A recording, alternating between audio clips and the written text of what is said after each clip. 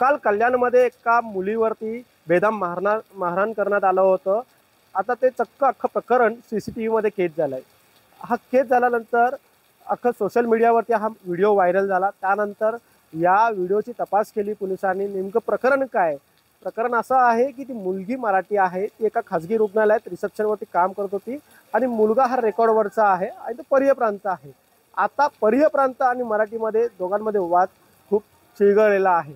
याच संदर्भात बोलण्यासाठी आपल्यासोबत काही प्रेक्षक आहेत. काय सांगणार की ज्या पद्धतीने काल मराठी मुलीवरती एका परिय प्रांताने बेदम मारहाण करण्यात आलेला आहे, तुम्हाला असं वाटतंय का की कमकुवत झालेला आहे मराठी?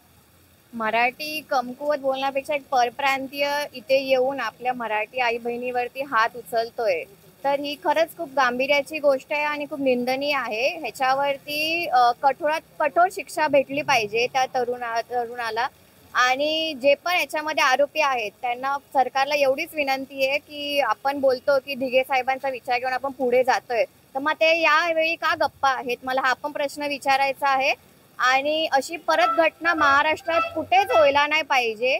आणि ज्या तरुणीवर हा जो हल्ला आलाय परत कोणत्या दुसऱ्या आपल्या आई बहिणीवरती व्हायला नाही पाहिजे, एवढंच मी विनंती करते. काय सांगणार ज्या पद्धतीने मुलीला मारहाण करण्यात आलेला आहे, तुम्हाला किती योग्य वाटतं? योग्य मुळीच योग्य नाहीये. कुठल्याही मुलीवर हे नाही, इट इज रॉंग. सरकारने त्याच्यावर काहीतरी घ्यायला पाहिजे. मुलींच्या सेफ्टीसाठी, बायकांच्या सेफ्टीसाठी काहीतरी करायला पाहिजे. तुमचं नाव? कविता देसाई. तुम्ही मुंबईतून आहात? हो, मी मुंबईतून आहे, पण मी गुजराती आहे.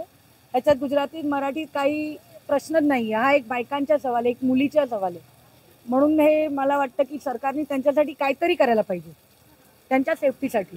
नक्की दादा, काय सांगणार काल ज्या पद्धतीने एका तो जो ज्या मुलाने मारहाण केला जातो तो गुन्ह्यावर त्याचा अनेक गुन्हे दाखल आहे त्याच्यावरती, ज्या पद्धतीने तो बेदम मारहाण करतो, पायाने मारतोय, हाताने मारतोय, कितपत योग्य वाटतं? सर्वप्रथम म्हणजे हा जो आपला महाराष्ट्र आहे, हा महाराष्ट्र म्हणजे आपला छत्रपती शिवरायांचा महाराष्ट्र आहे, सावित्रीबाई फुलेंचा महाराष्ट्र आहे. आणि याच्यामध्ये काल जे आपण बघितलं, जी घटना घडली ती अतिशय दुर्दैवी घटना आहे. एका महिलेच्या छातीवरती एक पुरुष, मग तो परप्रांतीय असो किंवा इकडचा असो, पण त्याने जे लात मारली ते पूर्ण जगाने, पूर्ण सगळ्यांनी बघितलेली आहे. आणि ही गोष्ट एकदम निंदनीय आहे. यासाठी आम्ही सर्वजणांचा विरोध करतो.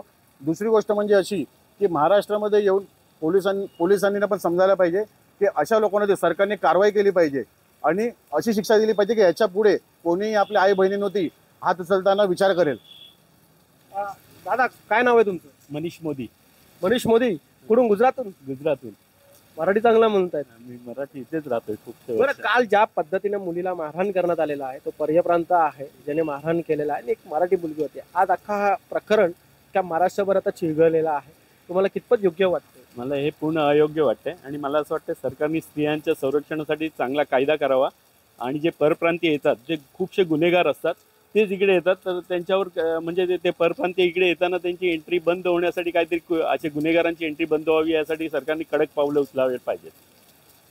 नक्की आपण जर पाहिलं तर गुजरातमधूनही सुद्धा काहीतरी इकडे मुंबईत ते राहतात, मराठी सुद्धा शुद्ध बोलतात.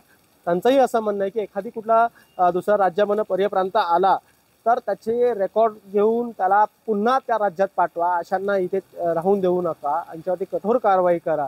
व्हिडिओ जर्नलिस्ट विशाल गुप्तासह विजय वंजारा, न्यूज 18 लोकमत, मुंबई.